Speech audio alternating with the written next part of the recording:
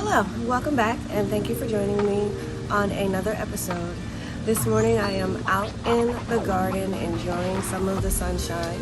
We've had a pretty wild ride with the weather, late spring into early summer. In the spring, we dealt with really colder than normal temperatures, close to freezing, sometimes freezing. And then the weather skyrocketed up into the 90s, so a lot of things in my garden, weren't quite sure what to do, and I had a lot of herbs that didn't even produce a crop, they just bolted. But thankfully, my crops, like my tomatoes, have really pushed through and are doing well.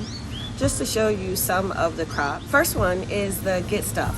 Now this is my first year growing the Get Stuff, and I do like this plant. It's nice and hardy, it's not too viney. And what's cool about the fruit is that on the inside of the tomato, it doesn't have all the flesh and the seeds. It's hollow, like a bell pepper. And I chose this one to experiment with in the garden because I hadn't had a tomato that looked like this before. And my daughter likes stewed tomatoes, so I wanted to make it easier for myself, so I figured this was a great one to try. Another one is the Red Rosso, which I think is the only determinate tomato. Even though it's determinate, I did put it against the trellis accidentally, so I do have to trim it more so. Next year, I think I'm going to try this type of tomato in a tomato cage and not on the trellis. But I picked this one because it looked like a good substitute for the Roma. The Roma do well in my garden, but they just don't produce a large enough fruit for me. So I planted this one just to see, and it definitely has a lot of bunches of tomatoes on it. The next one is the pineapple, and on the bottom of one of my pineapples I have what's called cat facing. Cat facing is not bad, it's just when the bloom is like a super bloom, and so the blossom end of the tomato looks deformed. I think it looks awesome. I like the different cat facing that you'll get mostly on heirloom tomatoes. But the pineapple are doing well, and this one is also new in the garden. It seems to produce one single large and then a little smaller one around it for what's happening on the vine right now for me. In addition, I have my trusty Rucker Select. I like growing this one because it has nice small clusters, but many small clusters of round and fleshy tomatoes. Great again for sauces that I like to make. Now one I'm not too fond of and that's not doing too great in my garden is the Buratino. I tried to grow the Amish paste before, which was another kind of viney type plant. And for some reason in my garden, and it could be because I don't have a lot of shade, I typically get sun throughout the whole day, the ones that are not hardy and the ones that are more viney tend not to do well. So even though it has a good bunch of tomatoes on it, I don't think this is something that I want to grow in my garden. And as it was growing in the greenhouse in the early spring, I had the thought that that was going to happen just by looking at the seedling that I was growing. Another one that is something that I have grown before is the Black Beauty. I do love growing this one just because of the color that it brings to the garden, but it is prolific. Like this plant throws out suckers all over the place, so it can easily become unmanageable. So I have a lot of ugly cuts where it comes to the Black Beauty, but it is still producing lots of fruit. Now the other viney one that I have, and it's 50-50 with this one, is the Korean Long. One of my plants looks really good. The one that I planted back at the end of April looks very good.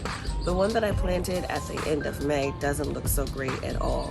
So this is another one where I have to make a decision next year whether I want to grow it, because I'm not quite sure if it will do well like most other plants, or if it will follow the trend of the vinier tomatoes and just not do well in my garden.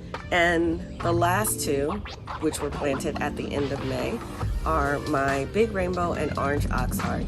I like both of these because they have that yellow golden tone. The Orange Oxheart I have never looked different from the pink version of it, so I don't know if I had mislabeled seeds, but this one has a pinkier tone than the Big Rainbow, which does have red stripes. But these are throwing out fruit, so I'm very anxious to see what my final harvest will be for my tomatoes, but I am hopeful to have a good bounty of tomatoes for this. Another thing that the weather affected were my melons. So my melon plants, I don't really have an update for those. They are growing, but they're definitely not growing as prolifically as the gourds and squash are. So they're kind of been stuck in the same stage. They haven't put out a lot of flowers, male or female. And I believe that does have to do with the weather. But with the squash and gourds, it seems like all I'm doing is trimming. I'm focusing with the gourds and squash on making sure that I keep the leaves managed. If I see any yellowing or die off on the leaves, to inspect it, make sure it's not bugs, and then cut that right off. I'm also trying to be more conscientious when it comes to my pest control. I know you need to stay on top of it, but at the same time, I don't want to hurt the balance of the ecosystem in my backyard. So if I see an infestation, if I see a problem, I will address it, but I'm not doing management on a weekly basis, which could come back and bite me. But at this point, I'm just trying to be a better gardener. On my gourds and squash, I have quite a few that are possibly pollinated, not sure yet. I feel like with the larger gourds, there's like a period of time where you're not sure if it's pollinated. I still haven't figured out the trick to knowing if it was a successful pollination, and I have to pollinate by hand. The bees haven't really come into the garden yet. They are starting to migrate a little more, but I'm noticing I don't see as many bees, whether it's honeybees or bumblebees or even hoverflies. I'm not seeing my normal pollinators in the garden, which is another reason why I am changing my tactics when it comes to pest control and pest management. So I am hand pollinating a lot and hoping for the best with these, but I have acorn squash, I have some cream of the crop. I have this labeled as carnival, but I don't really know if it's carnival. I could have either had a mislabeled package last season or just one or two seeds, but I'm hoping these are carnival seeds. So I have, and a pumpkin that are potentially pollinated. So I'm hoping for the best there to get my first gourds and squash for this season. After my first batch of zinnia died off with the unexpected frost that we had in the mid to late spring, I did plant some more and put them outside, and I'm excited to say that the zinnia, 3 buds have actually opened. When I look at this plant, I can see that there are plenty more blooms that are going to come behind these, but I am happy that this one did turn around, or these 2 that I planted turned around and actually flourished, whereas I lost those other ones. I did harvest my final batch of garlic out of the long raised bed near the fence in my garden. I only had 2 garlic where the paper pulled away from the actual bulb. I'm not sure what contributes to that, because in every harvest from the 210 days, 220, 230, at every point of the harvest, I always had 1 or 2 that had pulled away. So it may just be conditions that it's growing in. I did not waste all of the ones where the garlic wrapper did pull away. I immediately used those and chopped them up. And I can say that fresh garlic is strong. It is very potent. You don't need as much as you would need with regular garlic from the store. So I'm enjoying and I love the flavor of fresh garlic, and I definitely want to expand my garlic and plant more for next season. Initially, I was trying to think of what summer harvest I could put into that bed, because I didn't want to have an empty bed, but there wasn't anything that I wanted to plant. I do not need the maintenance of any more squash and zucchini. I already have 30 plus peppers and tomatoes in the garden, so I'm gonna leave this bed open. Since I had an abundance of sunflowers from the donation patch, as I'm calling it right now, I took the leaves off my sunflowers in the compost and used them as a green mulch into that bed. I'm gonna rest it for a month, and then when it comes like end of July, beginning of August, when it's time to start putting out the turnips, the beets, the carrots, that's what I'm gonna use that bed for. So I'm just covering it up right now and letting it rest, which means less work for me in the garden this summer. To give you an idea of where that bed is located in the garden, it's circled in the upper right hand corner. It's off to the side, and I've decided I'm not going to put garlic in that bed for the next season.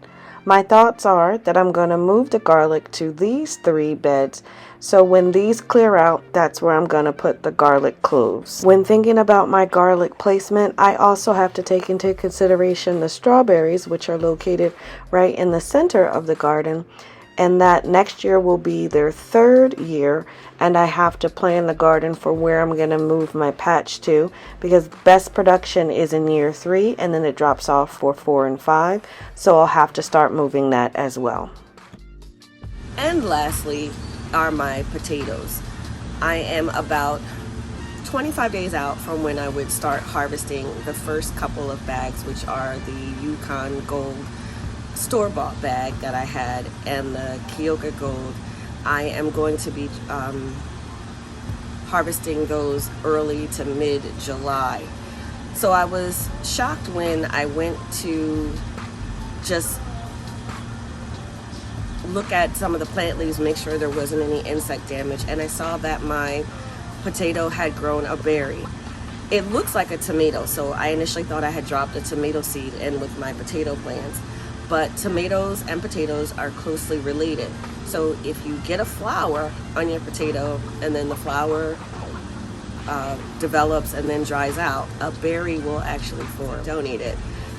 But I didn't know that happened, so I immediately looked it up just to make sure I hadn't misplanted something. But it was pretty cool to see. This is only my 2nd year growing potatoes, so it's pretty cool to see the next development cycle.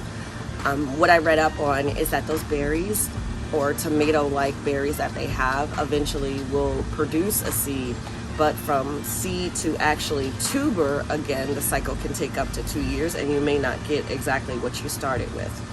But the potato vines and leaves are looking really good, and I have had to move them over away from the tomatoes so that they aren't creating an issue with airflow and humidity concerns with any type of funguses and molds coming in, or mildew coming in on the potato and tomato leaves. And that's really just an update of what is going on in my garden, what's the newest things that are going on in the garden. I am blessed to have the garden that I have. I'm thankful that my garden is thriving, and I can't wait to see what the season brings. I do hope you enjoyed the content. As always, thanks for watching. Please like and subscribe, and I'll see you on the next one.